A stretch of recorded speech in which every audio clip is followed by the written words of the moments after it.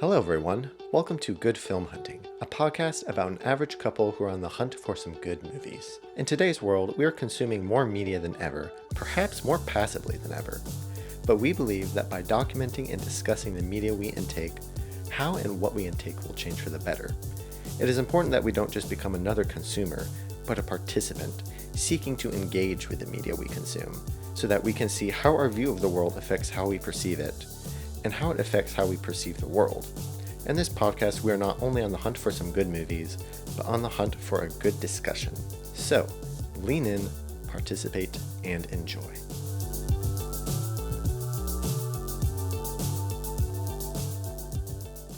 Well, good evening, everybody. Welcome back to another episode of Good Film Hunting. James Scott here, as always, and besides me is my co-host and wife, Savannah Scott. Wow.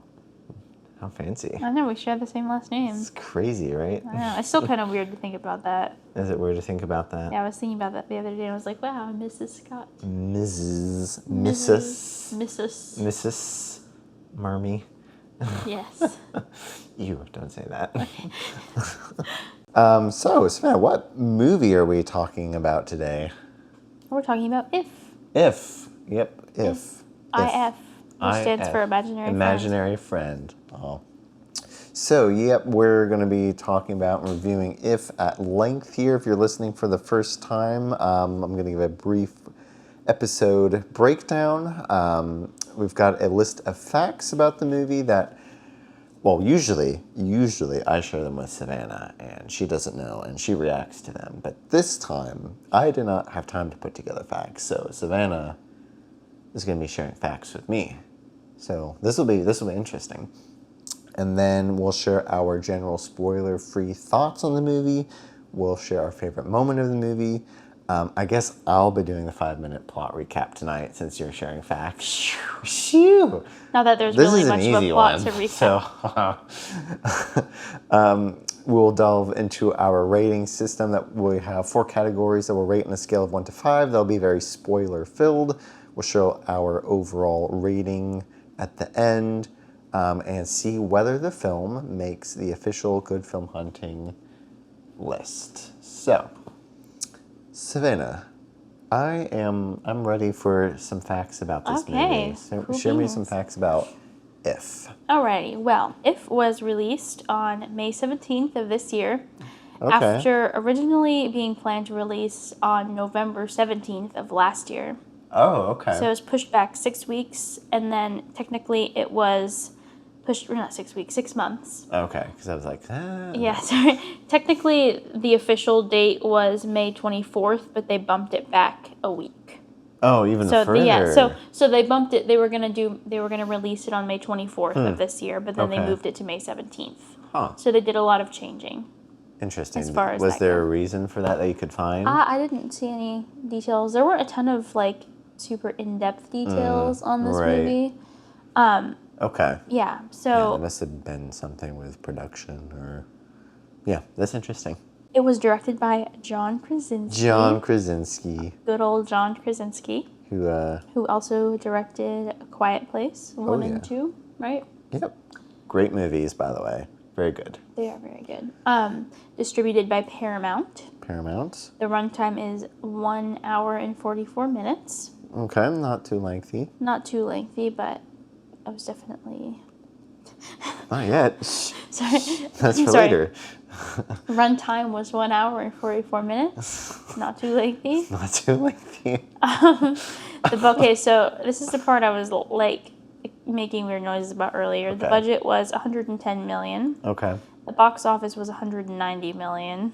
Okay. But when you Google it, you just type it into Google, it says that the box office was $3.5 million. Weird. I have no idea why, because that was the only place I saw that information. Okay. That didn't make any sense. The opening week, I think, was only $35 million. Okay. So it hasn't been doing super well, and the $190 million is worldwide. Yeah, that's not good. No. Do we know if it was released? If it was a streaming release in addition to a theatrical release, like if Paramount Plus released it on the streaming services? I did not notice anything. I didn't see anything about Okay. that. I also don't remember seeing it show up on the Paramount Plus subscription. Okay, I'll have to look into that later because I Yeah. wouldn't be surprised. But yeah, 190 is not a great box office No. return when you have 110. I think No. at that point you have lost money because you've got to consider advertising. Yeah, I think they said, I saw something that said like 20 million in advertising, so. Yeah, that's pretty bad. Bummer. I know, I feel bad. The score was by Michael Giacchino? You're laughing like you know how to actually pronounce it. Giacchino. Okay, sorry. I know it's Italian. I'm not Italian. Do you know? Did you list what score? Do you know what scores he's done? Do you know what scores he's done? Yeah. Oh, care to share? He did The Incredibles. Oh. He's done Up. He did the Planet of the Apes movies that we reviewed. Oh, very nice. So he's pretty reputable. Oh, yeah. See, I didn't do a ton of cross-referencing for these. I just kind of, they're more bullet points. Ahem. The Miss Movie stars. Yes. Kaylee Fleming, who plays Fleming. Bee. She was also most notably in the Walking Dead series, Oh. starting at 3 years old. Wow. Because she was born in 2007, and The Okay. Walking Dead started in 2010. Interesting. Yeah. Huh. John Krasinski, who played the dad, we know him from The Office. Yeah. Some of you might be familiar with that. Yeah. I've never heard of it. Never heard of it. Ryan Reynolds as Cal. He is most notably from Deadpool. Plays in Deadpool, yes. which I have never seen. And never will. Oh. Steve Carell, who played Blue, and we know him from The Office and Despicable Me. Oh, yeah. Fiona Shaw, who plays the grandma. She plays Mrs. Dursley in Harry Potter and the Deathly Hallows. Oh, I knew she looked familiar. I guess it's only the Deathly Hallows, though. Really? Yeah. I don't. I feel like it would have been all of them. Maybe they just felt to list that one because it was Yeah, the I most don't know. That was recent. the only one. Weird. Because I knew she looked familiar, but I'm like, where have I seen this woman before? Yeah, I had not. I had no idea. So that was interesting. And then Phoebe Waller-Bridge, who played Blossom. Okay. And I did not get a chance to research her Oh, okay. and what else she has been in. No Emily Blunt? This was just the most notable. Oh, okay. We'll talk about Emily Blunt in a minute. Oh, okay. But on the subject of Blossom, keep that tucked away in your mind because I'm going to share a fun fact about her. Okay. Anyway, the critical reception of this movie on Rotten Tomatoes, it got like 50%. Yeah, that's not great. And the reviews were, mixed, and the average rating was like 5.8 out of 10. So That's not great. Yeah, not great at all. Another mixed review is published on NPR by Bob Mondello, who wrote that. And this, I think we could both agree with this particular review. Mostly the filmmakers detour, decorate, and digitize their story rather than telling it, and that doesn't mesh well with the real world stuff. Dad surgery, for instance, and Bee's wandering all over Brooklyn without her grandma seeming to notice. And yes, I know If is a kid flick, but it still needs grounding. We're in Brooklyn, not Willy Wonka land. Huh.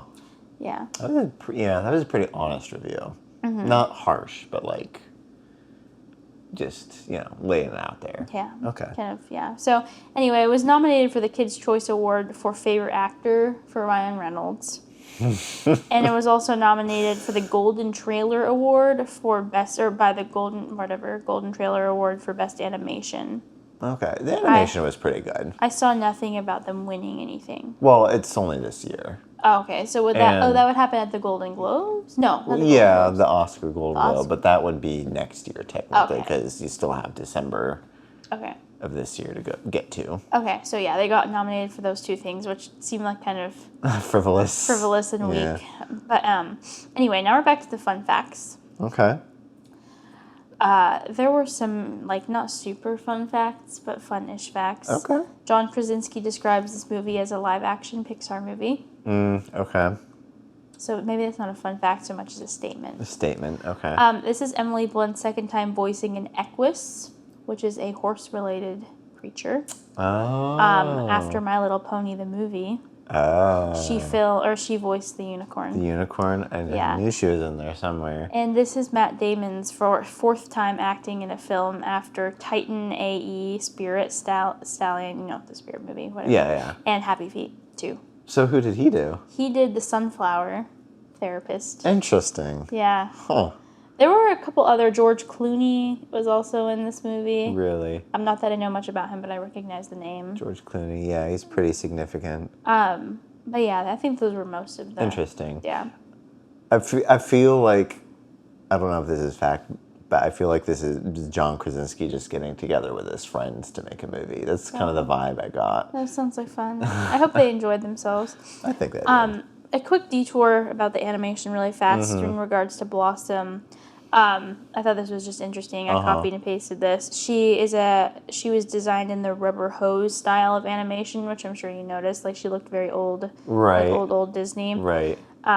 Most animation from that era, from like the 1920s and 30s, were done in that style.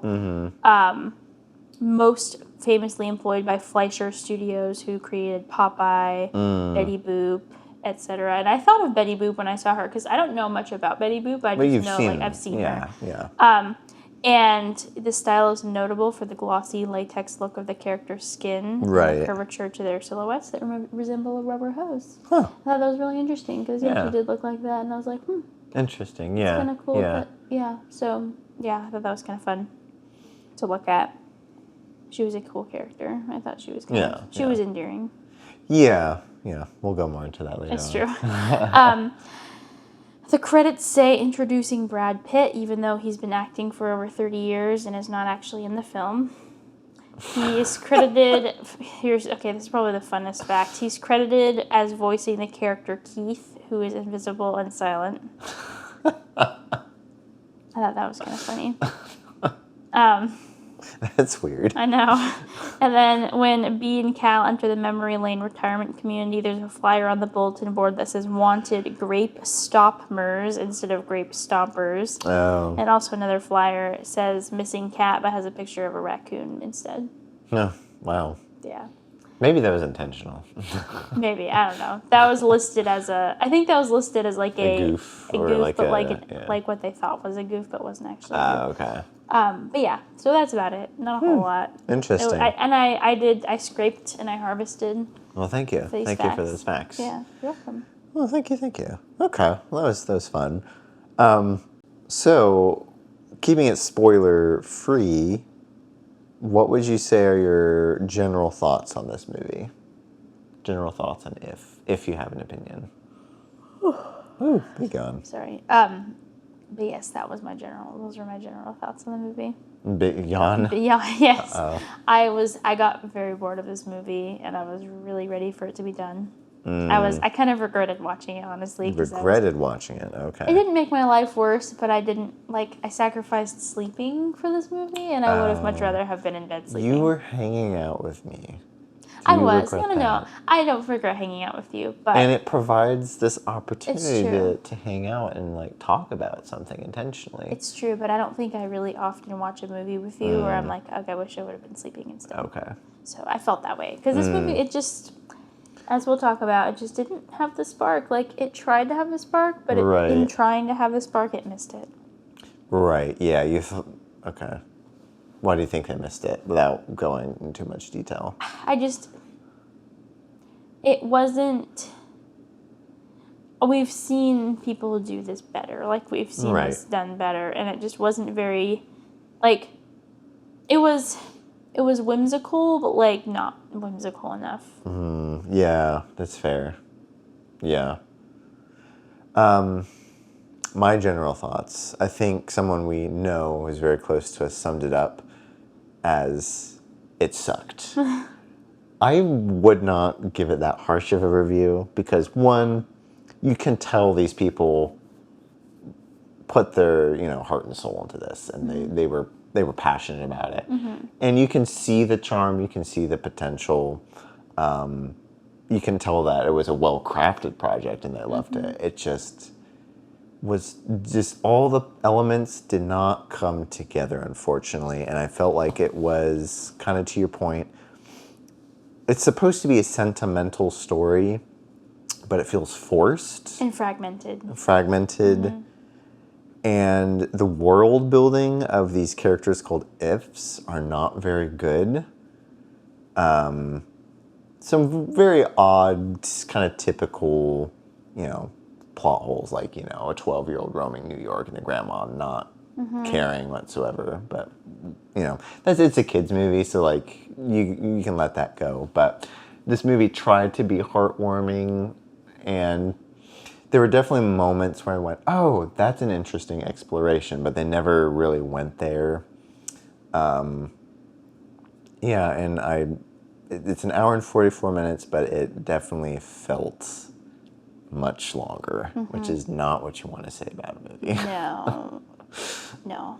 So I don't hate it. I don't loathe it. I don't regret watching it. I probably will never, ever watch it again. I would probably even discourage not even people. think about it again. I don't know if I would go so far as to like discourage people from watching it, because I'm like, oh, it's so terrible, and like, don't look at this piece of art that these people attempted to put out. But I'd just be like, I don't know. There are better things out there. So in that case, maybe I'd discourage them, because maybe it would send a message to the people who made it, like, hey, try a little harder next time. Yeah, I would say if you want to watch a whimsical movie that's kind of short and lighthearted, watch Mr. Megorium's Wonder Emporium instead. That, like, it gives similar vibes, and it's just way better, and it's way more sentimental. We're cutting right to the overall rating. I know, already. sorry. It's just, yeah. We'll get there. Okay, so did you have a favorite moment of the movie? Was there any moment that stood out to you? I feel like there was maybe a part where we went, I don't remember what it was, though. Okay, how about I'll share my favorite aspect of the movie. Oh, okay. I liked the grandma's apartment a lot. Oh, yeah, I you kept the commenting style. on that. I did. I'm a sucker for really lush sets, especially when it comes to houses, and a lot of, like, it kind of reminded me of the movie Julie and Julia, like just apartment, like lush apartments, and they're very different, because the grandma's was a very wealthy looking apartment, and the one in Julie and Julia wasn't, but like it had the same bright pops of color, and I really like that. I like that decor style. I don't really know what it's called. Okay. Yeah. Kind of vintage-ish almost. Yeah, but it has a specific name. I just don't know what it is. But I have a soft spot for New York apartments and movies. Like, they make me feel very nostalgic in ways that, like, a lot of things don't. And interesting. I have a lot of associations with them for some reason. So I enjoyed it. Okay. I like that part of the movie, for sure. My favorite part, trying to think. I think my favorite part would be our introduction to Blue as a character, and kind of just like Ryan Reynolds being super angry at this guy, like, what are you doing? And Blue's trying to, sneak around, kind of very, very like Monsters Inc.-esque, but like he's, the twist is he's a big, totally cuddly guy. And they're just like going back and forth, and he's like, oh yeah, almost had it. And Ryan Reynolds' character, what was his name again? Cal. It's like, no, you didn't. You made her cry for an hour. Blah, blah, blah. Like, I thought that was funny. And we never really quite got that again. Yeah, it was Monsters Inc. for sure. Okay, so I guess I got to do a 5-minute plot recap of this movie. This is officially spoiler-filled territory, so maybe you do still want to see this film and want to get a chance. So if so, now's your time to turn away if you don't care, or you've seen it, then feel free to stick around. Okay, should I keep track of the time? Sure, you can do that. That might help me be less distracted. Let me know when you're ready. I'll set a timer. Okay. Go.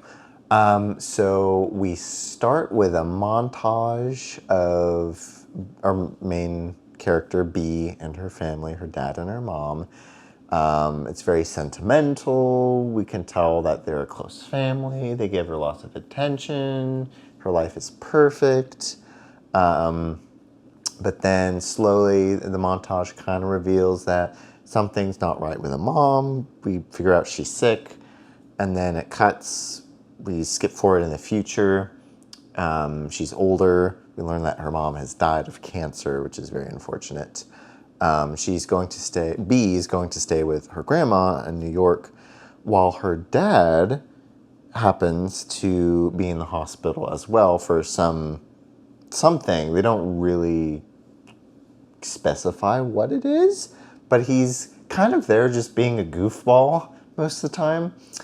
And it just, I don't know, I don't ever feel the stakes, but that's besides the point. And the whole idea is like that what they're trying to present is B is scared of losing her dad too. So I guess she's kind of suppressing certain emotions. Whether they deliver that well, that's to be discovered. B, kind of just going through some old mementos that her grandma kept of her, encounters this weird person character thing who's kind of just lurking around and is running away from her, and B follows this character upstairs in the apartment to a door that's locked, and she encounters this figure several times, and eventually she doesn't get into the room, but she follows this unknown character, and who we learn, and Ryan Reynolds' character Cal. She follows them elsewhere because they leave at some point, where Ryan Reynolds' character goes into this house. He meets Blue, who's an if and trying to convince this, or I guess pair with this kid, because he lost his own kid. And we kind of get an idea of what's going on there and where the story is going. B faints upon seeing Blue and Blossom for the first time. She's taken back to their room at the apartment. She gets an introduction to who they are and what Ryan Reynolds' character is trying to do. He's trying to pair all the ifs with new kids. They take her to the headquarters so she can try and help in some way because she believes that she can. We get a really crazy montage of characters and kaleidoscope imagery. We get to meet the different ifs. We get kind of their backstory as they're trying to interview them and figure out what their best fit kids would be. And then we kind of continue down that path. They try pairing all the ifs with one kid, not many kids, just this one kid that B met in the hospital, and nothing's working. Where do we go from there?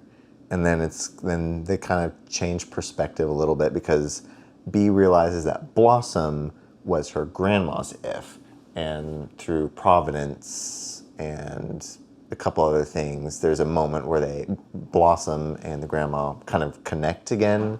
And then the idea becomes not pairing the ifs with new kids, but helping them find their old kids who are now grown up, because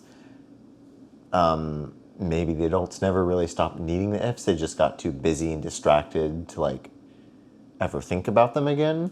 So it becomes about the ifs kind of reconnecting with their adults, but we don't really go through on that. Well, no, what happens is there's a scare with B's dad, they don't really imply what happened, but maybe he's kind of teetering on the edge. She gets scared. She realizes she's been suppressing all this emotion. She confesses this to him, and she thanks him for never stop being the fun dad who always was trying to keep her childhood alive.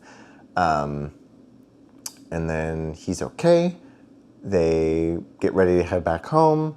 B has a realization that, maybe I had an if and didn't appreciate him. And surprise, surprise, oh man, who's it gonna be? We don't know at a time. Sad. I don't know. No, it was Cal, who the real person, not the animated character, Cal Ryan Reynolds, was her if. He's a 40-year-old man. And she reconnects and apologizes for forgetting about him. And Gives him a really long hug. I know. In an attic. Yeah. By themselves. No, they weren't by themselves. They had the other ifs there. Okay. It was wholesome, okay? It was wholesome. It wasn't weird, I don't feel like. No, it didn't feel weird, but it's I feel like if this wasn't done just right, it would feel very weird. So that is it in 5 minutes. There you go. There you go. All right, so let's delve into our rating system. We've got 4 categories that we'll rate on a scale of 1 to 5, which includes, list them out. Entertainment value. Writing. Right. Entertainment value, production quality, writing. Right. How do you not know? Content? Yes. Okay, yeah, sorry. I thought there were 5. No, there's only 4. 5 stars for each, or 5. We have the ability to grant 5 stars to all Okay. 4 if we want to, but we don't have to. Yeah, I don't know where my brain went for this. So on a scale of 1 to 5, what would you give this film for entertainment? You've kind of already expressed your general feelings about it. What would you rate it? Give us a little more of an explanation as to why and what you wish it would have done. So is 1 like the most boring? Lame Right, movie 1 in is the world? most like I cannot stand this. Turn it off. Turn it off. My brain is oozing out of my ears. Okay, I'd give it a 2 then. Okay. It was just really boring. I don't know. It just didn't grab me in any way. Okay. I mean, maybe towards the beginning it was a little interesting, but Okay. I thought even the like montages of mom and dad and daughter in the beginning was just super fragmented. Little And, cliche. like, cliche, but like really Yeah. hard to tell what was going on too. Oh, really? You thought so? I mean, I kind of knew what was going on, but it was super cliche. Okay. But I felt like if you were like a kid watching, it'd be like, why is it cutting back and forth and like what's going on? Okay. I thought most of the characters were really forgettable and kind of meh. I mean, I remember all of them, but like not like, ooh, I love that person. Yeah. Like I said, my favorite character as far as just the unicorn. vibes was the unicorn because she was cute. But the rest were okay. They were like that weird like spy secret agent character was kind of funny, but like really weird too. It just all in all, it was super cliche. You're right. The dad was in the hospital. And we can talk about this in writing more, but like no stakes. Like I wasn't. I mean, I was worried because I know anything can happen in a movie, and I was like, oh no, I hope the dad doesn't die. But like, Right. I felt like I and I'm did like, feel like given they John could take him Krasinski's away. track record with playing a dad in his movie that he's directed so far, 1 out of 2 dads have died. So that's a 50% chance of dad death. I don't know where this could go. So I don't know. But yeah, it just wasn't. It just was not the most entertaining movie in the world. And I was getting really tired of it, and I was ready for it to end. And I didn't like Blue at all. I thought he was really annoying. How sad. I know. I'm sorry. I'm not a fan of those kind of characters. I'm just kind of like, you're really annoying. Really annoying. And then, wow. Okay. I would agree. I'd give it a 2. I thought about 3, but then like, even then. 2? Nah, Like 2, a 22. No. Oh, Like a the ballerina. tutu. Like Blossom. Like Blossom. Like the grandma. Wow. Whoa, crazy. Is this the 4th dimension? I guess so. I feel like we've just broken through something and we're floating. No, I would give it 2 as well. Okay. I thought about 3, but then I'm like, no, because this is an hour and 44 minutes. If it was a 3, it would have been like, okay, that was like good, and we move on. But when you start to count every minute that's going by and start scrutinizing over the scenes, like, is it necessary that they have this scene in here? Could they cut this shorter? Then you know there's a problem. Yeah. This dragged. The goal should never be to like constantly want to check your watch and see how long It's it true. is. I mean, Oppenheimer, which we reviewed, last week, never the case, even though this is a 3-hour movie. I mean, not never the case for me because I'm always like, when can I go to sleep? But I see. Okay. Well, for me, that's not the case. But for this film, it was like, what is this? How is it possible for a movie to feel this long and only be an hour and 44 minutes? And it was... and have really nothing going on. I know, and it was draining, not in a good way. Like, it's just draining because it was so boring. Extremely cliche. Very, as we said, forcefully sentimental. and it just killed any sentiment there was. I could see where they were trying to get at, and there were definitely some ideas they were kind of trying to explore. They just didn't explore very well, or they didn't make it super clear. Like you said, there were no real stakes, no real revelations. None of the motivations were really clear. Other than just extreme empathy and warm-heartedness. It's true. I guess the only entertaining things for me, truly, were I did think the character animation was very good. They felt cartoony, but very 3D in there. Like, I felt like I never looked at them and thought, oh, that character doesn't look like Yeah, they're that's there. true, actually. They did kind of fit. They did fit They in the fit world very really well. Even the pink, I think the best one was a pink crocodile. Like, I looked at it and went, that's a real stuffed animal right there. Like, that is, I can see and feel that. It looks so real. Yeah. So that was fun. This movie didn't integrate that very well, unfortunately. There wasn't enough of it. And yeah, it was kind of, it is what it was. And it made me very sad. And it's making me sad to talk about this movie so negatively, because I was like, ooh, John Krasinski. He seems like a nice guy, and I loved both of his Quiet Place films. I'm curious to know, because he's going a totally different direction. How's that going to go? And we're like, maybe you should stick with the horror. With just a few small tweaks, I feel like this movie could have been way Could better. have been good, yeah. There are a couple major things, like the cliches. Right. And like the fact that the storyline was not very structured at all. No, it wasn't. It just kind of became Like montages. a montage of them showing off these characters because they thought they were funny. But the problem was they weren't. And it was just kind of like, a lot of these are just edgy cartoon characters. And it's just not really amusing to me, I guess. Yeah, like for me, like it would have been fine for them to just be like, ooh, we have all these cool animated characters, we want to do stuff with them. But Right. I feel like for a kid's movie, a child doesn't want to, like, I mean, I don't know, I'm not a child, but I don't want to watch just like sequences of sparkly things and like magic and just things floating around. Like, that just is not appealing. Like, maybe one or two scenes like that, but like for it to be the whole movie basically, it's just kind of or take up large chunks of the movie. Yeah. I thought it'd been really funny if this was like a Muppets movie. Like, I felt like there could be potential there. That would be kind of interesting if they did animate the Muppets instead of doing them as puppets. And maybe, I don't know. I mean, that just speaks to how realistic the CG was. It's true.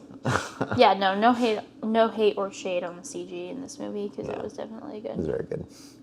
Okay, so moving on to overall production quality. I guess we kind of already touched on this a little bit. What would you give this on a scale of 1 to 5, and why? This is kind of a conflicting one, isn't it? Because you've got two very different aspects. Yeah. Because in one hand, you've got the animation, which we were just singing its praises, and then you've got everything else. Yeah. Probably give it a 3. That feels right. Okay. Like, the animation was good. I don't feel like I have a big enough appreciation for animation. Like, it just doesn't really do it for me. But the animation was good in this movie. It was interesting and eye-catching. Like I said, I liked the apartment design. That was very, like, artistic. I thought the costumes for Kaylee? No, not Kaylee. B. B. That's the actress. B. Were so bad. They were so weird. And, like, there was that tie-in with her and Ryan Reynolds' character. Right. But, like, she's not like other girls. No, she's not like other girls, but just, like, it was so weird. I've never seen a 12-year-old girl wear pants and suspenders. Like, that screams, like, remember the mustache era? When I don't everyone know. wanted like things that had mustaches on them, like girls always had like pens, and like people would get mustache tattoos on their fingers. Uh, Remember, like I in don't remember 2012? this, no. Really? Okay. Well, that's what this reminded me of. That's what her Okay. outfits reminded me of because that was popular back then, that kind of look. Interesting. And so I'm like, why did he choose this? Like, I feel like she would have looked good in. I'll just go on a quick costume rant really fast. Okay. Not that I'm like a costume expert, but like for me, visually, I think she would have looked good in softer clothing, like maybe like okay. fluffy things, like fluffy sweaters or something that kind of tied into like the way that the imaginary characters looked. Like she kind of, had like inspiration from that. Okay. Just like light muted colors that weren't super like eye catching, and I think that would have just kind of Okay. made her look good. Maybe she could have progressed into like more comfortable looking things as the movie went on, like to kind of show that she was like becoming more comfortable with her emotions or something. I don't know. I just feel like that would have looked better for me if I For were you, okay. if I would have designed the costumes. It would have. Okay. I just thought it was an interesting character choice. Like it just made her stand out. Like it didn't bother me. Maybe they could have done something a little more significant, at least with costume progression when it came to character, one way or another. But yeah, I don't know. It didn't. like It it would have didn't been fun. distract It would have me. been fun if like she did wear teenager clothing. She's 12, but she wore teenager-ish clothing. But then like when she gets in the thick of things, then she kind of puts on like the overalls and stuff like that, and then suddenly you start to see more and more similarities between her and Cal. That would have Yeah, been fun. yeah. It just was. It wasn't bad enough to distract me from the enjoyment of the movie because there was no enjoyment to be distracted from. Ouch. So, anyway, I think that's about it. Like production quality, I guess. Like, does acting fall into that category? Yeah. I thought the acting was okay, but I just hate the trope of like the little 12-year-old girl who's just so. I'm not a kid anymore. I'm not a kid anymore, but so like emotionally aware and like all that jazz. That's just kind of. But like just the way she talked to the little boy in the hospital and stuff, like there was no trace of 12-year-old awkwardness, and you and I both know how awkward 12-year-olds are. But she's an only child, It's true. so she had a lot of. I mean, at least they made an attempt to show a mature 12-year-old, right? As a role model, even though not realistic. It's true. Anyway, yeah, I give it a 3. Okay. I will be nice to this movie because I want to give it one soft nudge because the rest I'm going to be kind of brutal. I'll give it a 4. And a lot of that is carried by the animated characters being really good, well integrated, feeling like they're there, feeling like they're puppets or Muppets. But everything else is either mid, which will put it at a 3, or bad, which puts it at a 2 or lower. I did not like John Krasinski's character whatsoever. I thought his acting was pretty bad too. Yeah, it was not amazing. Yeah, and the sets were nice, I guess. The abandoned theme park was kind of cool. They didn't use that enough. That's Coney Island. Oh, really? Yeah. Okay. They didn't utilize that enough, though, in my opinion. But everything else was just okay. The music was okay, like it was whimsical, but not. There wasn't enough whimsicalness. There wasn't enough of that in any aspect. Whimsy. Enough whimsy in any of it, really. And it just kind of fell flat. Yeah, I didn't love any of the acting from any of the characters, really. Was there anything else worth mentioning? Not really, yeah. You touched on the costumes being interesting for the main protagonist. Ryan Reynolds' character, I don't know how I feel about him. I felt like he was just grumpy. Well, this will go into writing, so I don't want to go too much into that now. But as far as acting, like I guess it was fine. Really, I felt like he was very like much playing like a caricature and not really like an actual person. Right. Well, I wasn't saying it was great, but it was just like okay. Yeah, it was fine. It was like there was nothing there that particularly noteworthy. And maybe it was supposed to be a caricature because of the twist at the end. Yeah, those are my thoughts. So, on a scale of 1 to 5, what would you give this for writing? 2. Whoa, you didn't even hesitate. I didn't finish the question. I know. Elaborate. It just was lame. It just was You not. can't- It was no. I'm elaborating. You can't interrupt okay. my elaboration. Sorry, I apologize. It was not a gripping story. Okay. Like I said, it was very disjointed feeling. And it was just kind of, in the beginning, that's the whole, situation was fine, I guess. But it was just, because, like, the dad was in the hospital, but, like, if the whole point, like, the whole culmination of the movie, okay, I think the problem was that there were multiple points that they were trying to have be, like, the culmination of the movie. Okay. Like, there was her not being afraid of her dad dying, or Right. like, and then her and then the imaginary friends kind of like rejoining with their people, and so like those two were kind of warring with each other. In addition to her having that revelation about herself at the end. Yeah, and so like with the dad in the hospital, he's just in the hospital. He's wearing normal clothes, All which the is time. not at all what the hospital does. They literally take every opportunity to strip you of your clothes and put you in a paper dress. It's more dignified that way. I don't know. And so they're like, okay, so that didn't happen. Second of all, there's no indication that he's sick. He just says he's broken. And his heart is broken, which I'm presuming he needs some sort of minor surgery, because it didn't seem like that big of a deal. Yeah, they never, ever elaborated on it.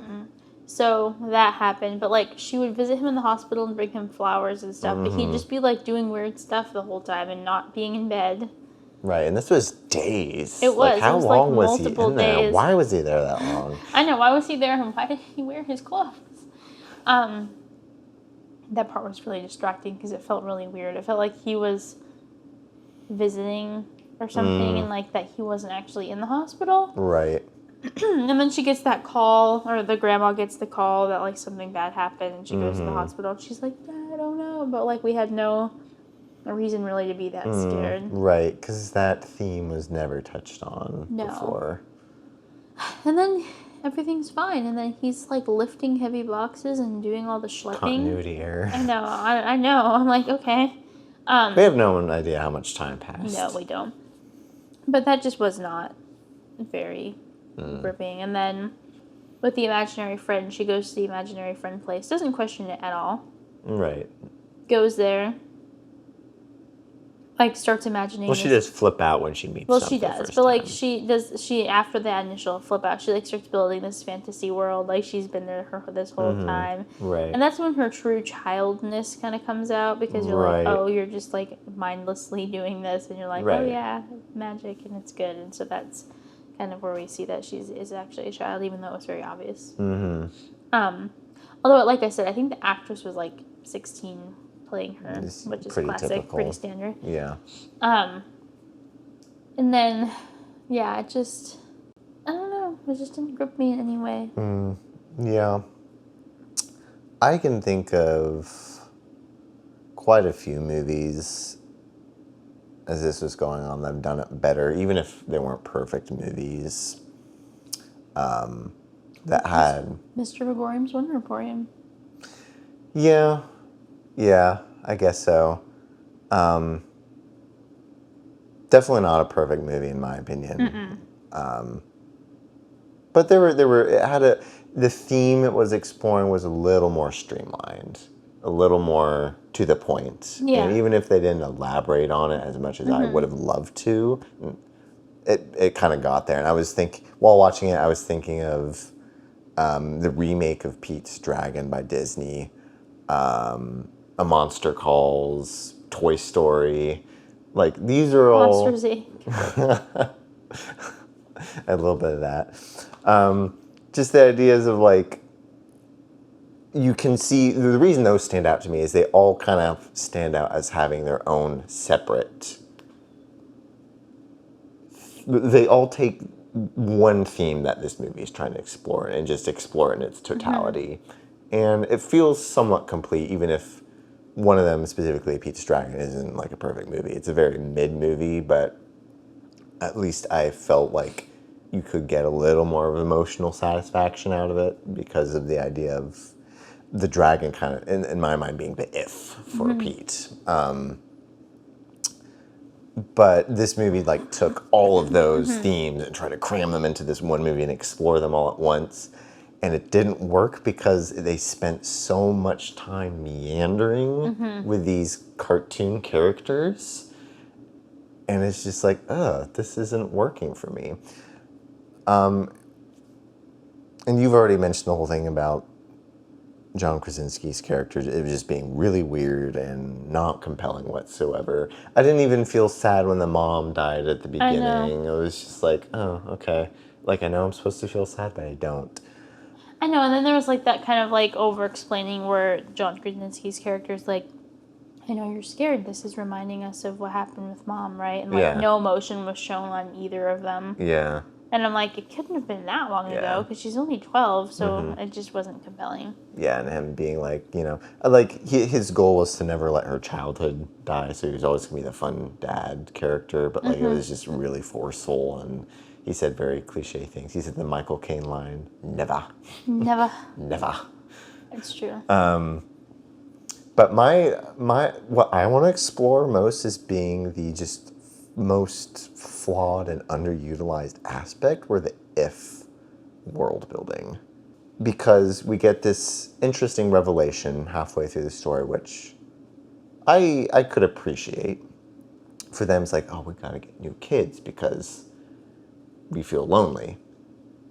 So they try that, it doesn't work. The execution was very poor, but whatever. Then they realize, oh, maybe the adults still need us.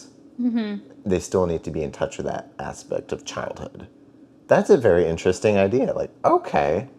And then they don't really do anything with it, except to have like a couple moments where like an adult will remember their childhood of fonder times and that reconnects them. The reason I don't love that is that humans change a lot as they grow. So I felt like the imaginary friends kind of would need to with them if they were to stick around. Yeah. Because, like, you'll be interested in ballet for only so long, and then eventually you'll have other interests. Does that mean this if is no longer relevant in your life? Like, imagine if in my world, like, if I had an imaginary friend as a child that was a horse, and then I grew up. I don't think about horses ever, but that was a huge part of my identity as a child. Would my imaginary horse friend be, like, trying to connect with me in some horsey way, but I just didn't think about them because, like, I don't think about horses, and so maybe they're right there.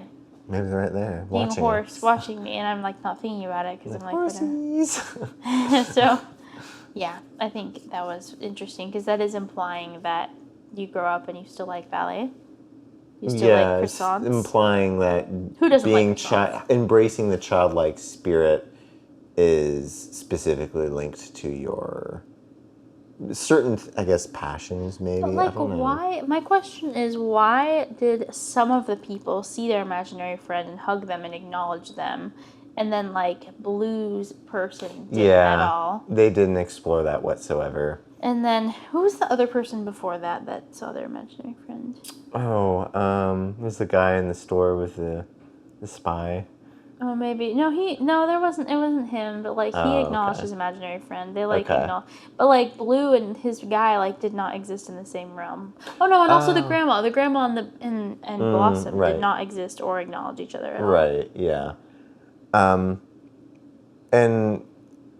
it was just like interesting because there were no stakes because Blue jokes, if they don't acknowledge us, we'll disappear. Ha ha. Inside Out, Pixar, like. That is a great example of an imaginary friend working well and disappearing.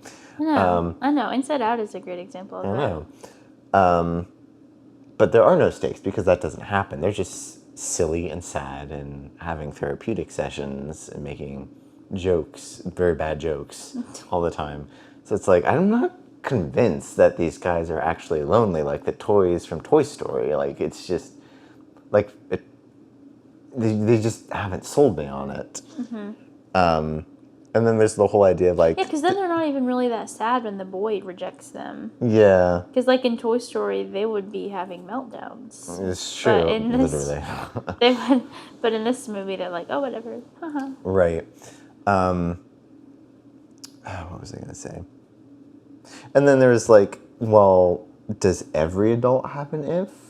Where are the other ifs? I feel like I needed a Wreck-It Ralph universe of ifs. Like I wanted something huge. Like there's so many ifs kind of thing. And like this is just kind of where we go because they move on. And it just wasn't very well built. Yeah. Not well built at all. Maybe a movie in a universe where, like, all of the things that people were into when they were kids and they're Right. not into them anymore Right. kind of go to die could be interesting. Because, like, imaginary friends, I didn't have an imaginary friend. And I didn't either, And which neither did probably you, so- removed one level of relatability for me. Yeah. So we're kind of like, okay. But yeah, I wanted to also talk about really fast, if you're done saying Oh, what yeah, you're no, gonna say. go ahead. A scene in this movie that I feel like was absolutely unnecessary, that they totally didn't need, was that one where after the girl B is sad that they didn't pair any imaginary friend with the little boy, and she goes Right. and sits on the bench with the bear.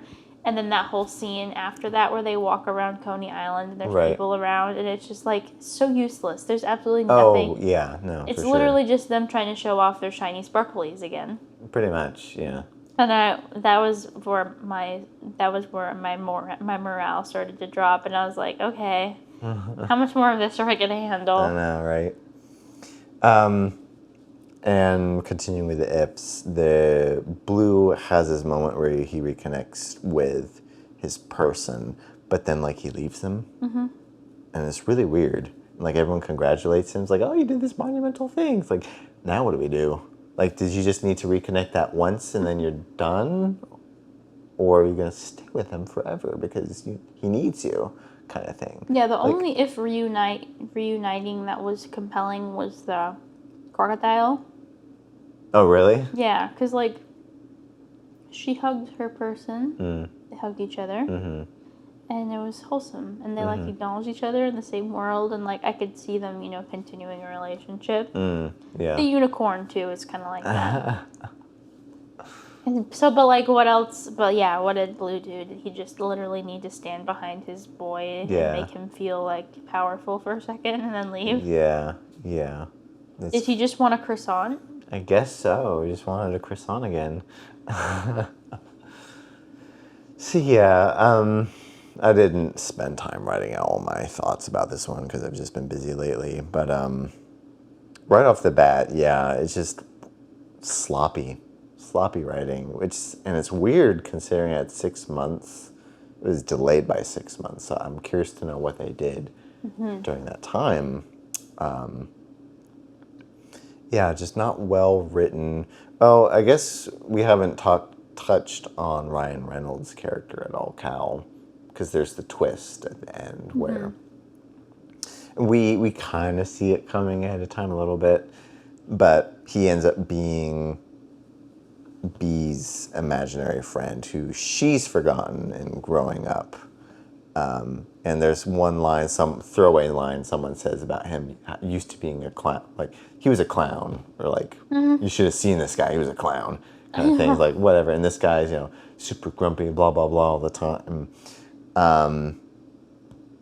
Which is fine. Like, I thought that dynamic worked between him and all these goofball ifs. But then you get to the end, there's that revelation, which is fine. It just felt a little too much for what they were trying to do. And then they reunite and he's like happy, but they didn't really, it was a cheap build. The only thing that kind of worked was the clothing similarities we've mentioned. It's like, oh, they kind of dress similarly. That's weird, but whatever. Maybe it's because they're on a mission together. Oh, wait, it's because he's a reflection of her. But I just have so many questions about what are these ifs relationships going to be with these adults as they move forward, and now that he's being acknowledged, is he going to have a total character change now? Like, why was he suddenly really grumpy, unlike all the other ifs? And like, now is he going to be super happy? Because I cannot see this character being a clown at any point in time. So this is, yeah. Yeah. So yeah, I'd give it a 2. It's very unfortunate.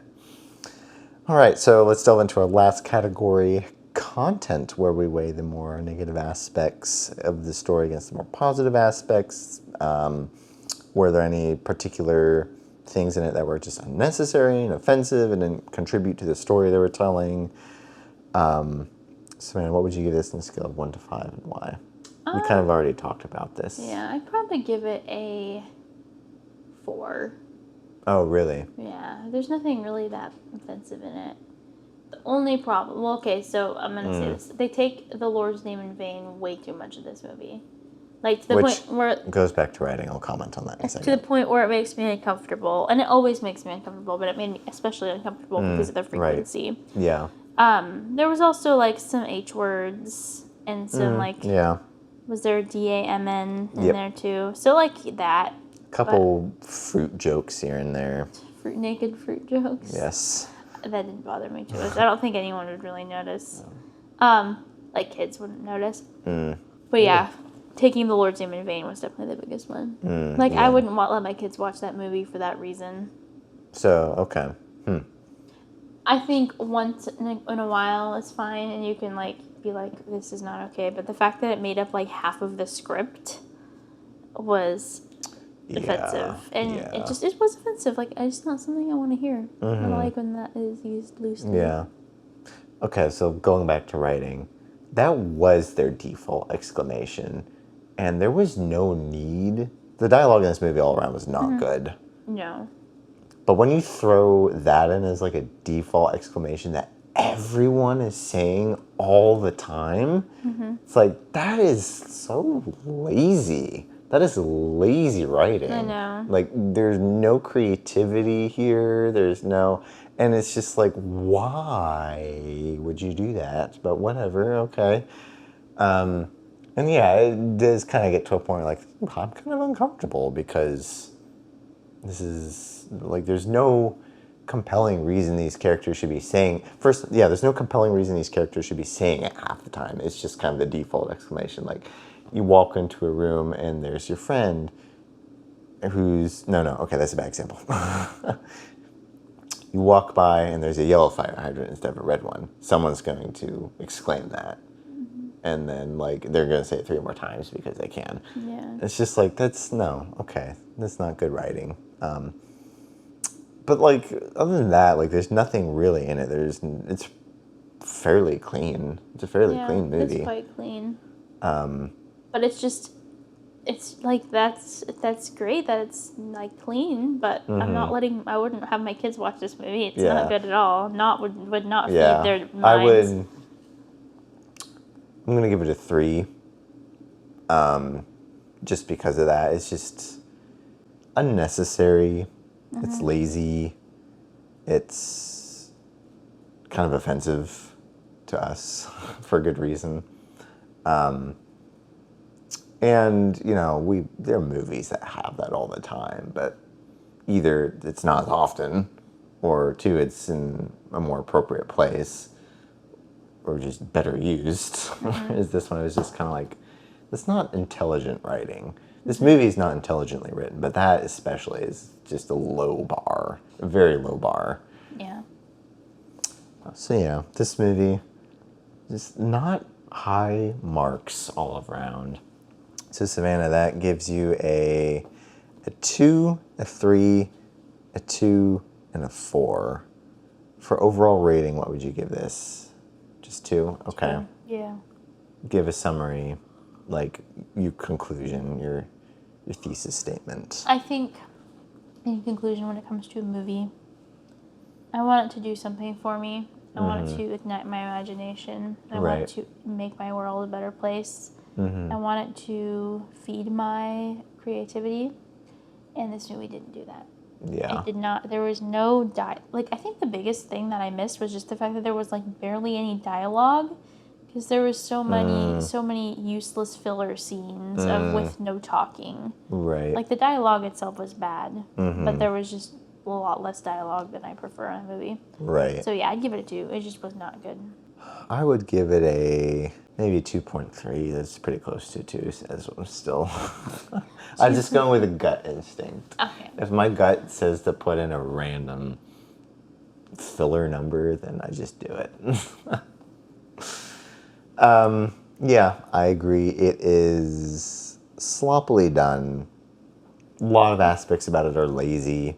There's a couple well done elements, the animated characters, but that I felt like wasn't justifiable.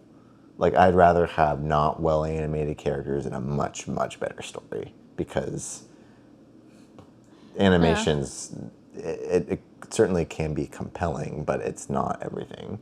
I know we've seen some kind of, slightly weird looking Studio Ghibli movies that have been decent story-wise. Oh, yeah. So, I mean...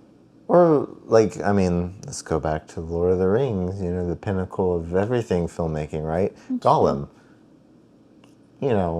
Much better effects have been done since then, but, he's, he's realistic enough. Yeah. And 2, his character is really compelling. Yeah. And 3, the story itself is just really It's compelling. true. So, there's a prime example of, not needing to put that specific aspect over everything else. Yeah, this movie is a great example of having the power to do anything that you want to do, like as far as filmmaking goes, Right. and just failing because you don't have the...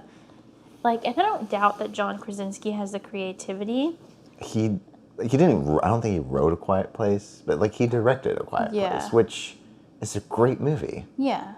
So it's just interesting. He did a good job with it. Quiet Place is genuinely a really good movie. But he just missed the mark here, I know. unfortunately. But I can give him kudos for trying something radically different Yeah. and wanting to get in touch with that specific aspect. And I hate to break it to him, but this is definitely not a live action Pixar movie.